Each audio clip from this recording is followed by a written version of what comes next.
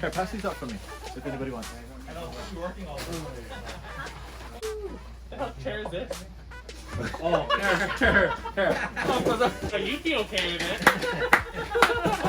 God, I love this show. Setting them Yeah, I know. Hey everybody, how's it going? Welcome to another episode of the Murphy Street Podcast. I will be your host, Murphy. Joining me today, as always, my guy, CeeLo. Everybody, Hey, how's it going? the rules of Murphy Street are simple and always the same. Shoes and slippers at the door. Come inside and let's talk story. Please allow me to apologize for forgetting to introduce, of course, our brother, partner, sponsor, Ken off in the distance. Ken, tell everybody what's up. What's happening? Let us talk about exactly what it was that kept me busy these last 2 days. I am talking about just mainstream toys, like Funkos are mainstream. Marvel Legends, Hasbro, Black Series, mainstream. But what I got to experience this entire weekend, and I wish I had something to, I'm sure I might. Right there behind you. Yeah, and the voice that you might have heard behind me is actually one of the people who created this amazing event. His name is Brian Teanio.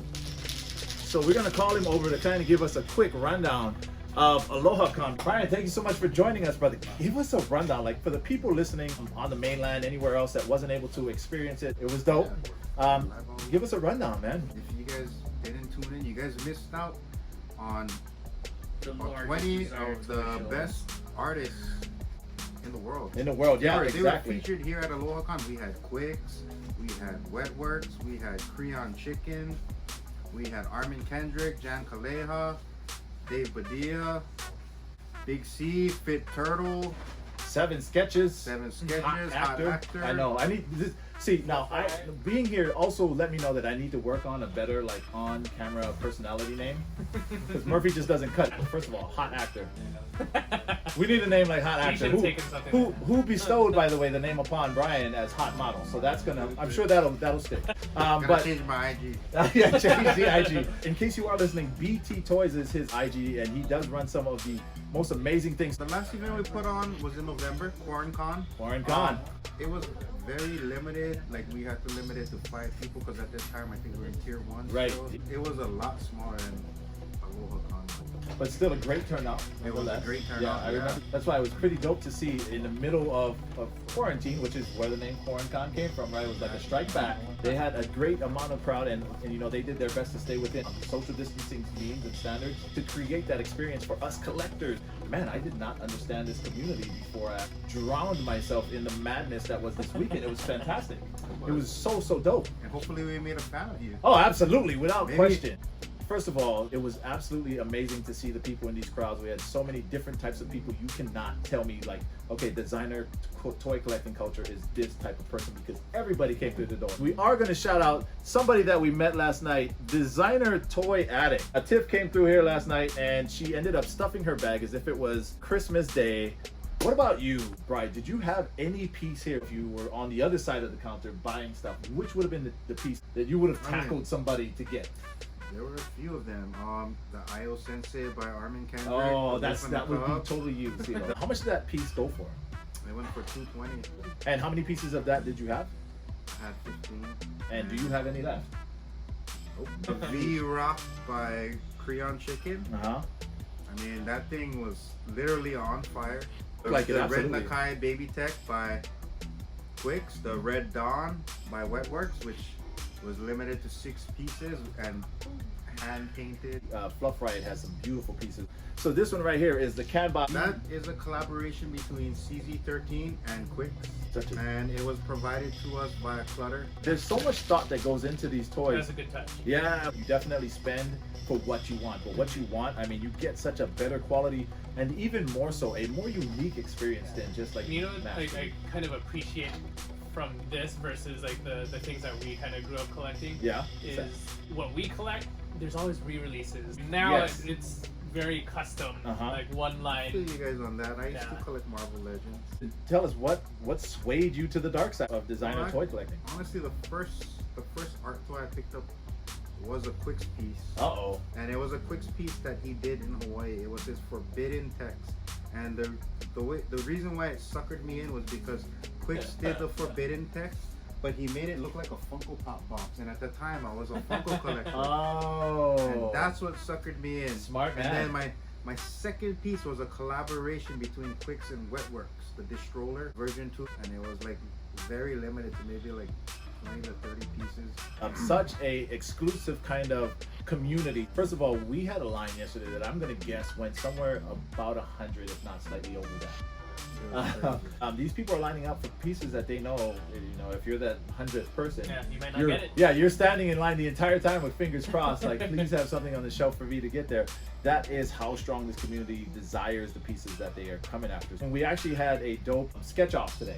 Hot actor and 7 sketch event. But okay, Brian, thank you so much for joining us, man. Thank you very much for a amazing event. Thank you for letting me be a part of it. No, thank you for helping us. allowing the Murphy Street podcast to be a part of it. No question. You can absolutely count us in for anything else. And anytime that you have an event coming up, please let us know. But thanks again, brother. We do appreciate you. Thank you. Thank you. You guys have a... Hey, thank you, brother. Thank you so much. Thank you, Noe, for letting us borrow him. And then also, just so you know, we will have a giveaway for this guy as well. So yeah, we are gonna bring our crowd into the designer toy crowd. We are going to transition now over to. All right, so let's talk about WandaVision. Episode 9, the season finale. We obviously had the reaction show and we were all there. Thank you very much to Britt for joining us on that. That was dope to have her there. I don't want to necessarily go through everything. Give us a strong reaction either way. Give us something that struck you. Something that struck me is we know nothing for the next phase of anything. Which is the opposite of what we were expecting. Like, Yeah. we were riding this beautiful wave of like connections and Easter eggs, yes, Yeah. and multiverses happening. And I really feel like they kind of designed this show not to primarily mess with us, Yeah. but to mess with us. Well, nailed it. Like the Evan Peters drop, speculation on X-Men, and Because that was that speculation. They brought Evan Peters, who played Very Quicksilver. specifically. Yes. it's a They- very specific casting choice. They brought a guy who played Quicksilver in to play Quicksilver, Yeah. right? Like, okay, we know Spider-Man 3 is coming up. Multiverse implications. Mm-hmm. We know Doctor Strange 2 is coming up. Multiverse implications. Evan Peters, who is not the Quicksilver that we know from the Marvel Studios, but the one from Fox, shows up as Quicksilver. And they named him Bohner. Ralph Bohner. Ralph Bohner. I like that. Right, yeah, we got bonus slaps. You're right. We did. That's what we're gonna call it. Hashtag bonus slap. Make sure that you guys It started here. Yeah. There was no big drop at the end. Right. I think it was kind of cool that they had Wanda/Scarlet Witch at the end. Mhm. Obviously reading the Darkhold. Right. The Dark And Hold. her children are in some sort of other dimension. The Book of the Damned. I'm still holding on to it's like a hell dimension, which is big in the multiverse. It has to. It has to. It has to. Listen to our logic. The kids are in a dark dimension. Hell. We'll call it hell. Yes, Yeah. we will. The head of hell in the Marvel universe in comics is Mephisto. Yeah. I'm hoping so. Right. And with the tie-in with the kids, it should be. Okay, now we at least found a less gruesome way to nix the kids from the scene. Yeah, right? which I was okay with how they. I was as well. We lose the kids. Mephisto. That's where we should be going. We didn't get any Mephisto. No. We didn't get any multiverse. But yeah, I don't think there's anything in episode 9 where I was just like, oh my god. Yeah, where it was going absolutely, like Yeah. where it was worth, where we basically give the reaction that we gave for episodes 4 through 7, Yeah. right? Or 4 through 8. 4 through 8. Yeah. Yeah. I mean, don't get me wrong. Good episode to close out the show, but not what we were hoping for. Okay, how do you feel about White Vision? The way, well, first of all, how do you feel about White? How do you feel about White Vision as a character in general? First of all, damn Mr. Bettany For trolling us. trolling us. So- I hope he's got a big part later on, because White Vision. yeah, Okay. because we don't know where he went. And for all sense and purposes, he probably is like actual Vision now. So we feel like Vision will be Vision, just the White Vision, but a good Vision. Yes? I'm assuming so. And in the comics, White Vision, plenty of Mephisto. Right. Yes. Right. Again, there are so many connections. But okay. So we're gonna try and take this from a not upset, not disappointed vantage point, if that's possible. So yes, just looking at it objectively, looking at the history of things and the connections, it logically would lead to Mephisto. Although we do love the Ian McKellen. Yes, there's still shout out. hope for that. Yes, absolutely. Is there any chance that Ralph Bohner is more than just Ralph Bohner? I tried to look at this from like another point of view, because remember the first 2 episodes of WandaVision, we're Yes. like, what the hell is this? Yeah. Right? I'm hoping, once we see the movies, it'll start making more sense. Like if I'm looking at it from a cinematic perspective, Ralph Bohner, well, with a name like Bohner, I mean, as a fan, you're just like, really? You know, people are playing drinking games at this point. Are we? ISIS. I may be just taking this too personally. I may be just looking at this just too academically. But the thing is, they've conditioned us to do that. Yeah. Yeah, that's very true, because, I mean, Marvel, Star Wars, all of these kind of popular franchises have grown to insert Easter eggs and have you decipher it. That's and it was how- like, this is like the first time they kind of like Shoved it in your face. There's still different directions they could go with the multiverse.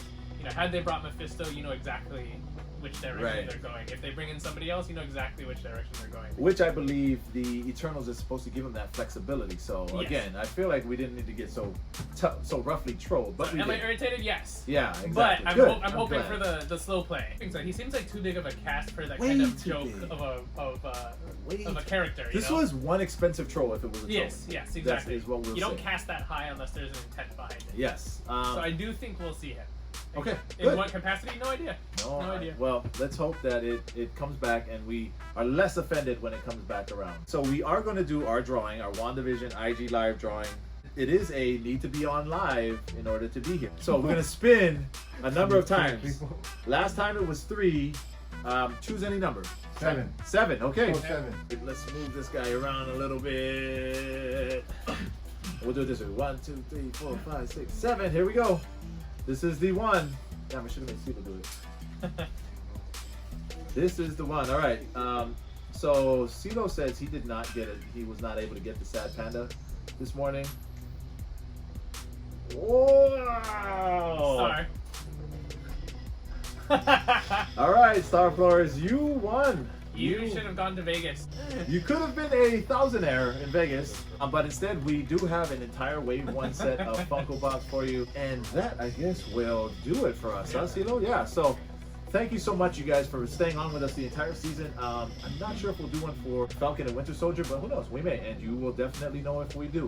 We want to make sure to thank our sponsors. So, of course, Garen Chun, and, of course, where we're sitting right now, our partner sponsor, at From the Heart Hawaii. Remember, if you are a collector and if you are into collecting heavy, I don't know if there is a better one-stop spot than this here. I can tell you one of the coolest things about Aloha Con is the fact that you got to come here, purchase something like, well, not necessarily this one, but if you bought a sad panda, my man Derek, 7 Sketches, was here. He was signing the back of both his Aloha Tech pieces and his sad pandas. A great experience for not only the community but also for the artists as well, because it's great for them to be able to see the love. So thank them and thank you guys, and also, of course, like I started off saying, thank you to our partner sponsor, From the Heart Hawaii. You can make sure to follow us on Spreaker, on Apple Podcast, on iHeartRadio, and on Spotify.